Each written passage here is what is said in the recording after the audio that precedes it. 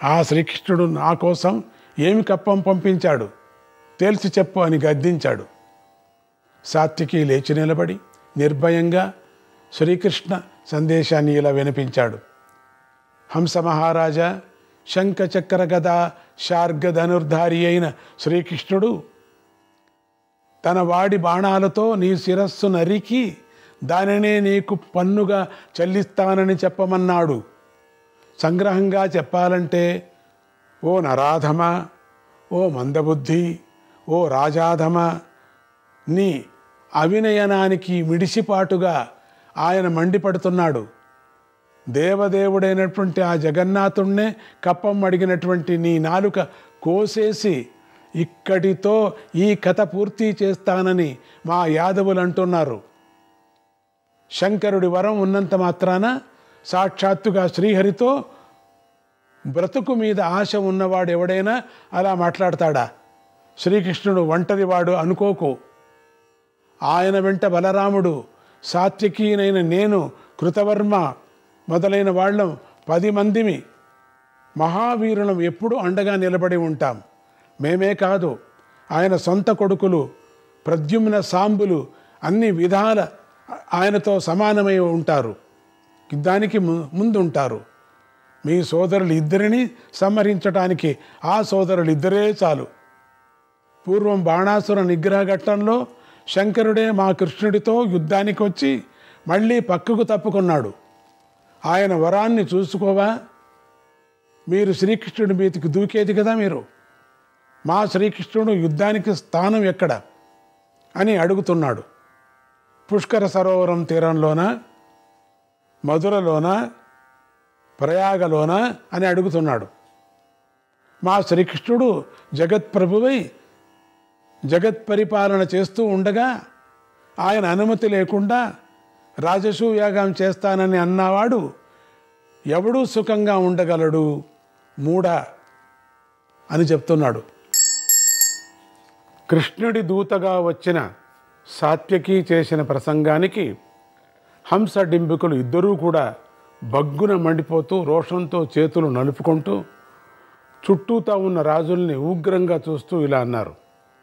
ఉగ్రంగా చూశారు, కోపంతో చూశారు. ఎక్కడ్రా ఆ శ్రీకృష్ణుడు, ఎక్కడ్రా ఆ బలరాముడు? దమ్ముంటే ఇప్పుడే కనబడమర్రా. అరే యాదవ బంధు, మా ముందు ఎన్ని గుండెలు ఉంటే ఇలా మాట్లాడుతున్నావు? నువ్వు దూతవుగా వచ్చావన్న ఒకే ఒక అంశం వల్ల నువ్వు బ్రతికిపోయావు. లేకపోతే ఈ పాటికి నువ్వు ముక్కలు ముక్కలైపోయావు ఉండేవాడివి. అయినా నీకు సిగ్గులేదు. మేము శంకర వరప్రసాదులం అని తెలిసి ఉండి కూడా ఇలా మాట్లాడతావా? నీకు సరిగా వివరాలు తెలివేమో. మాకు శంకర భగవానుడు వరాలు మాత్రమే కాదు, దివ్యాస్త్రాలను కూడా ప్రసాదించాడు. తనకు ప్రతినిధులుగా 2 భూతగణాధీశ్వరును యుద్ధాల్లో మాకు సహాయకులుగా పంపించాడు. వాళ్ళిద్దరూ ఏ యుద్ధంలో అయినా సరే మాకు అంగరక్షకులుగా నిలబడి ఉంటారు. కప్పం మీరిచ్చేదేమిటి? మేమే స్వయంగా తీసుకుంటాం. మా తండ్రి గారితో రాజసూయాగం జరిపిస్తాం. నువ్వు నీ పక్షాన మహావీరులు ఉన్నారని చాలామంది పేర్లు చెప్పావు. మా దృష్టిలో వారంతా పిరికి పందలే. యుద్ధస్థలం ఎక్కడ అంటున్నారు కదా. మీరు ఏ దూర్వాసుడి అండ చూసుకొని ఆ మాటలు మాట్లాడుతున్నారో, ఆ దూర్వాసుడి నివాస స్థానమైన పుష్కర సరోవర తీరాన్నే యుద్ధభూమిగా చేసుకుందాం. ఇవాళ్ళో రేపో ఎల్లుండో మీరు ఎప్పుడంటే అప్పుడు యుద్ధం చేద్దాం. వరీస్ సాత్యకి, చెప్పా కదా, నువ్వు దూతవుగా ఉన్నావు కనుక నీకు ప్రస్తుతానికి ప్రాణభయం లేదు. చూడు, నువ్వు ఇక్కడి నుంచి నువ్వు పరిగెత్తిపో, వెళ్ళిపో. మా బలం తర్వాత యుద్ధంలో చూస్తూ గాని అన్నారు. సాత్యకి ఈ అరుపులకు ఏమాత్రమూ జంకలేదు. అతడు ఇలా అన్నాడు. హంస, వెళతాను, కానీ రేపో ఎల్లుండో మళ్ళీ వస్తాను. ఈ మాట మిమ్మల్ని చంపడం కోసమే వస్తాను. ఎందుకంటే నేను దూతగా వచ్చాను కనుక నేను ఇప్పుడు మిమ్మల్ని సంహరించరాదు. రాయబార నిర్వహణలో ఇంత కష్టం ఉంటుందని, కోపాన్ని ఇంత తీవ్రంగా నిగ్రహించుకోవలసి వస్తుందని పూర్వం నాకు తెలియదు. అయినా దూతను గనుక నిగ్రహించుకుంటున్నాను. మా శ్రీకృష్ణుడు కేవలం శంఖచక్ర గదా ధనుర్ధారి మాత్రమే అనుకోకండి. ఆయన అనేక రాక్షస సంహర్త, యోగుల అందరూ ధ్యానించే యోగ విద్యాధీశ్వరుడు. సృష్టి స్థితిలయాలు మూడింటిలోనూ ఏకరూపంగా ఉండే నిర్వికారుడు. అటువంటి మా శ్రీకృష్ణుడే మీ గర్వాన్ని నిర్మూలిస్తాడు. అందుకు సిద్ధంగా ఉండండి. అలా అని సాత్యకి విసవిసా నడిచి గుర్రం ఎక్కి వెళ్ళిపోయాడు. ద్వారకా నగరానికి చేరినటువంటి సాత్యకి రాయబార విశేషాలన్నీ పూసగుచ్చినట్లుగా శ్రీకృష్ణుడికి చెప్పేశాడు. అప్పటికే రాత్రి అయిపోయింది. తెల్లవారేసరికల్లా శ్రీకృష్ణుడు యాదవ సేన ప్రముఖులను అందరినీ పిలిచి ప్రయాణానికి సిద్ధం కమ్మని ఆజ్ఞ జారీ చేస్తూ దానికి కావలసిన వివరాలన్నీ చెప్పేశాడు. యాదవ వీరుల ఉత్సాహం కట్టలు తెంచుకొని పోయింది. వాళ్ళు రథాలు, గుర్రాలు, ఏనుగులు, సైన్యాలు, ఆయుధాలు, బేరీలు, పడవములు మొదలైనటువంటి సామాగ్రి అంతా తీసుకొని యుద్ధ ప్రయాణానికి అప్పటికప్పుడే సన్నద్ధమైపోయారు. అందరూ ఒకచోట చేరాక శ్రీకృష్ణుడు ముందు వరుసలోకి వచ్చి అందరినీ ఉత్సాహపరిచేందుకోసం పాంచజన్య శంఖాన్ని గట్టిగా ఊదాడు. దానితో ఉత్ప్రేరితులైనటువంటి యాదవ వీరులంతా తమ తమ శంఖాలను కూడా పూరించి, డక్కాలు, బేరీలు మ్రోగించి, పణవాలు ఊది మహోత్సవంగా యుద్ధ ప్రయాణం ప్రారంభించి పుష్కర తీరం దాకా చేరారు. దూర్వాస మహర్షి తన నివాస స్థానంగా ఎన్నుకొన్న పుష్కర తీర్థం అంటే సామాన్యమైన తీర్థం కాదది, క్షేత్రం కాదు. అది సాక్షాత్తుగా శ్రీహరితో సమానమైనదని, దర్శన మాత్రం చేతనే పాపాలు పోగొట్టగలదని పౌరాణికులు చెబుతున్నారు. అందుకే శ్రీకృష్ణుడు ఆ క్షేత్రానికి చేరుతూనే ఆ సరస్సుకు నమస్కరించి ఆ జలంతో ఆచమనం చేసి ఆ చుట్టుప్రక్కల ఉండే యతీశ్వరులు నమస్కరించి వారందరినీ క్షేమమైన స్థానాలకు పంపించి ఆ సరస్సు చుట్టూ తనే గుడారాలు వేయించి తన సైన్యానికి కావలసినటువంటి ఏర్పాట్లన్నీ చేసుకొని హంసడింబుక్కుల రాక కోసం ఎదురు చూస్తాగాడు. అటుప్రక్క హంసడింబుకులు కూడా సోమరితనంగా లేరు. యుద్ధానికి వచ్చేది శ్రీకృష్ణుడని వారికి తెలుసు. అందుకే ఆ యుద్ధానికి తమ మిత్రవర్గం అందటినీ వాళ్ళు పోగు చేసుకొని అందరినీ తీసుకొచ్చారు. మున్ముందుగా శంకర భగవానుడి ప్రతినిధులైనటువంటి భూతగణాధీశ్వరులు ఇద్దరినీ తెప్పించుకున్నారు. వాళ్ళిద్దరూ అపరకాలాన్ని రుద్రులాగా వెలిగిపోతూ హంసడింబికుల సైన్యానికి ముందు నిలబడ్డారు.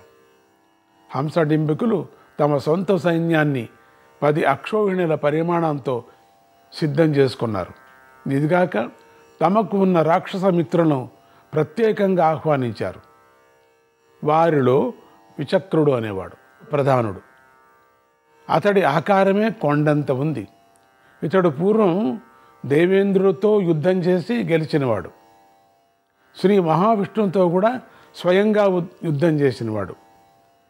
ఈ విచక్రుడు తన రాక్షస సైన్యంతో సహా రావటమే కాక తన రాక్షస మిత్రుడైనటువంటి హిడంబాసురుణ్ణి కూడా తెచ్చుకున్నాడు.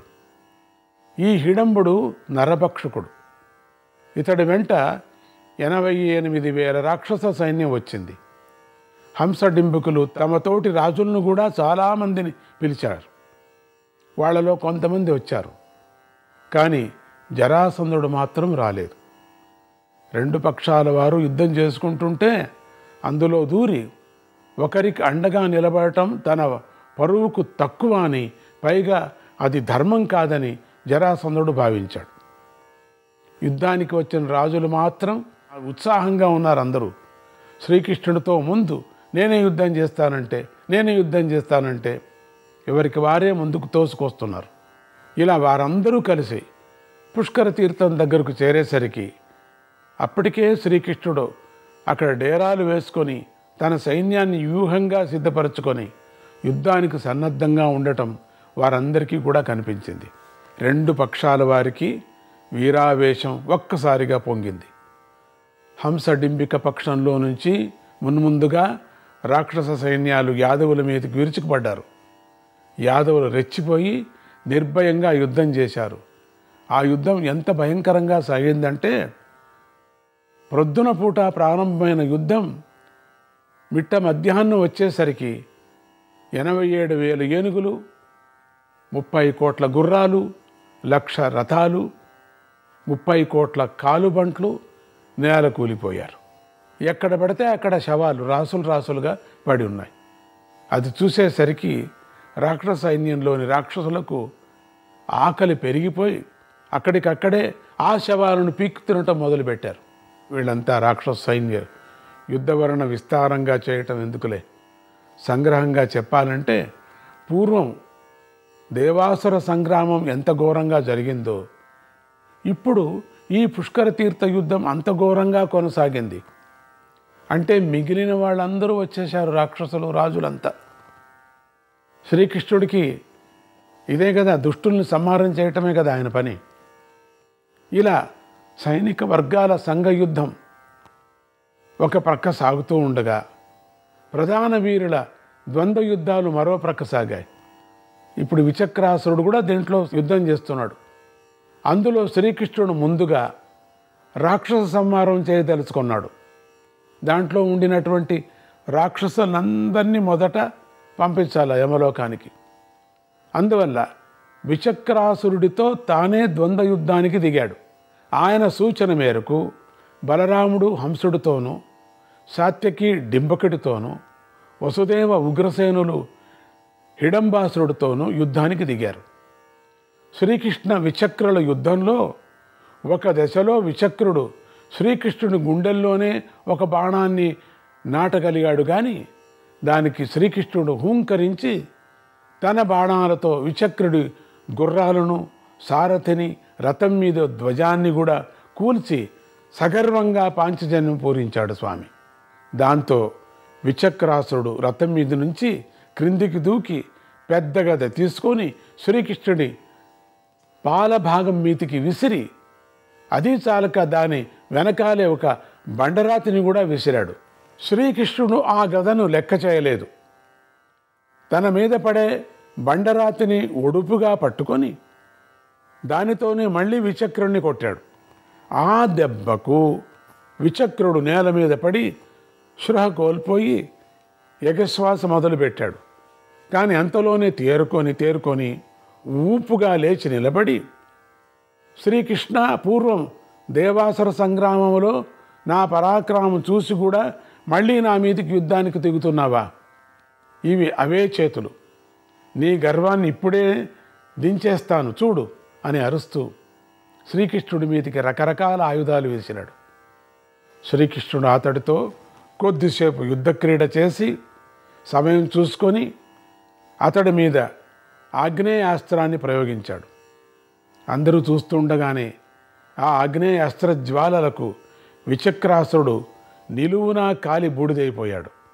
మనకంతా ఒక అనుమానం రావచ్చు, ఇంత కష్టపడి యుద్ధం చేయాలి నా కృష్ణుడు, ఒక్కొక్క చక్రం ప్రయోగిస్తే చాలదని. కాదు, వాళ్ళు పూర్వం వరప్రసాదులు కొంతమంది దాంట్లో, అందుకని వాళ్ళందరినీ ఆ విధంగా యుద్ధంతోనే చంపాలని ఉంది.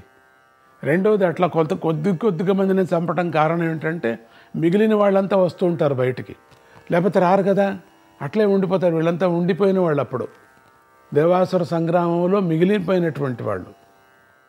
అందుకని కృష్ణుడు అట్లా చేస్తూ ఉంటాడు.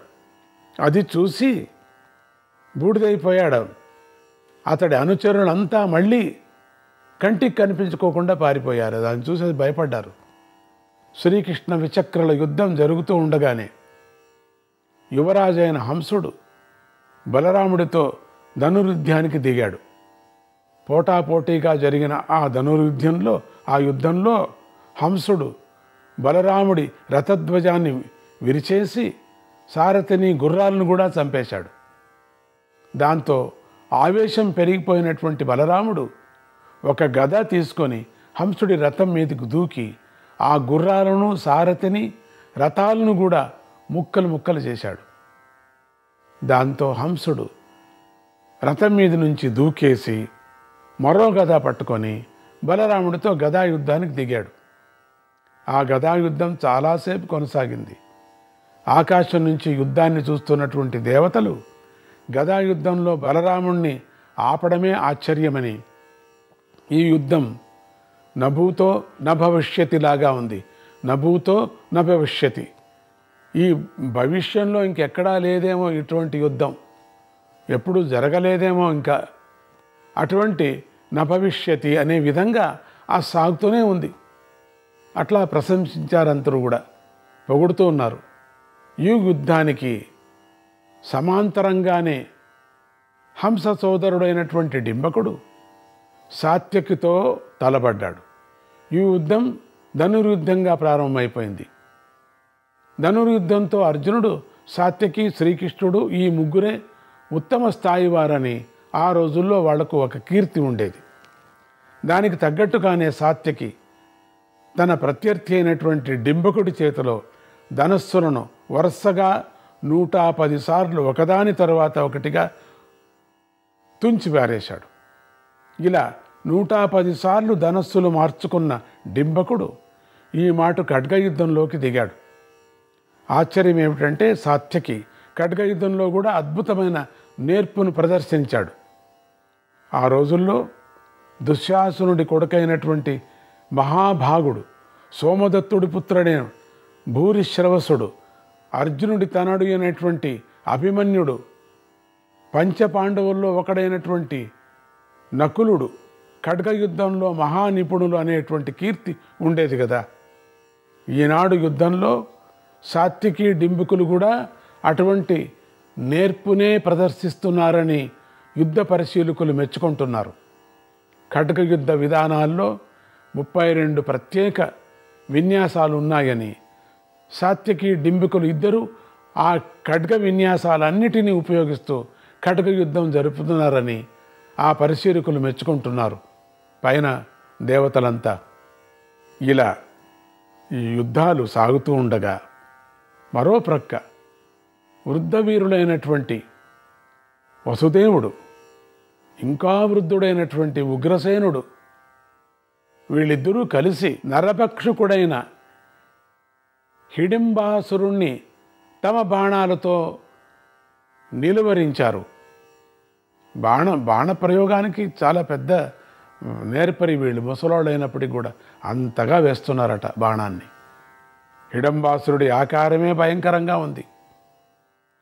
చేతులు మరీ పొడుగా ఉన్నాయి, దవడలు వేళ్లాడుతున్నాయి, పొట్ట బాణలాగా ఉంది, ముక్కు గద్ద ముక్కులాగా ఉంది, ఒంటి మీద జుట్టు ముళ్ళపంది ముళ్ళలాగా ఉంది, నోరు పెద్ద గుహలాగా ఉంది, ఆకారం పర్వతంలాగా ఉంది, కోరలు వికటంగా ఉన్నాయి, చాలా విచిత్రంగా ఏదో పర్వతము దొర్లి వచ్చేటట్టుగా ఉందట. అట్లా ఉన్నాడు, విచిత్రమైనటువంటి ఆకారం. వాడి మీద ఈ ముసలాళ్ళిద్దరూ బాణప్రయోగం చేస్తున్నారు. అటువంటి హిడంబాసురుడు యుద్ధరంగంలోకి వస్తూనే ఎదుటి పక్షంలోని మానవులను కరకరా నమిలేయటం మొదలుపెట్టాడు. వాడు హిడంబాసురుడు ఊరికే రాలేదు, ఎక్కడెక్కడ ఎవరెవరిని చూస్తే వాళ్ళని నమిలేస్తున్నాడు, ఏనుగుల మీదకి విసిరేస్తున్నాడు, రథాలను ఎత్తి రథాల మీదకు విసిరేస్తున్నాడు వాడు. ఈ భయంకరమైనటువంటి యుద్ధం చూసి ముసలాళ్ళిద్దరూ కొంచెం గడగడ అనిపాడు. ఎదుటిపడ్డ మానవుల్లో కొంతమందిని నెమిలి మింగేస్తున్నాడు, ఓహో కొంతమందిని కొరికి పక్కన పారేస్తున్నాడు. హిడంబాసురుడి పద్ధతంతా రామాయణంలో కుంభకర్ణుడి దాటిలాగా ఉందట. అప్పుడు కుంభకర్ణుడిలాగానే ఉన్నట్లు లెక్క అని వీడు అట్లా ఉన్నాడట ఈ మనిషి. అసలు వీడు చలిస్తుంటే ఏదో కొండ జరుక్కొని వస్తుందేమో అన్నట్టుంది, కానీ వీడు ఒక రాక్షసుడని మాత్రం తెలియదు. నారాయణ నారాయణ హరే కృష్ణ.